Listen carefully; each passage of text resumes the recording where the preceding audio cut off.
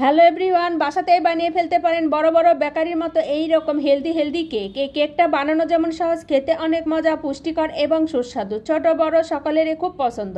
এই কেকটা বানানোর জন্য প্রথমে যা করতে হবে, মিষ্টি কুমড়া ছোট ছোট পিস করে কেটে নিতে হবে। কাটা হয়ে গেলে চুলায় বসিয়ে হালকা সিদ্ধ করে ম্যাশ করে নিয়ে এর সঙ্গে 2-3টা ডিম, 1 কাপ ঘন দুধ দিয়ে একটা লিকুইড মিশ্রণ বানিয়ে নিতে হবে।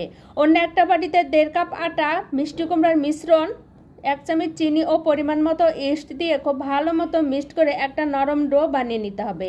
এই ডোটা ঢেকে রেস্টে রেখে দিতে হবে আধা ঘন্টা পরে এই ডোটা আবার খুব ভালো মতো মাখিয়ে নিয়ে ছোট ছোট বাটিতে তেল ব্রাশ করে এই বাটির অর্ধেকটা পর্যন্ত করে এই ডোটা দিয়ে উপর দিয়ে কিছুটা ড্রাই ফ্রুট সাজিয়ে দিয়ে চুলার ভাপে 20 থেকে 30 মিনিট এবং ওভেনে 15 থেকে 20 মিনিট ব্রেক করলেই খাওয়ার জন্য তৈরি।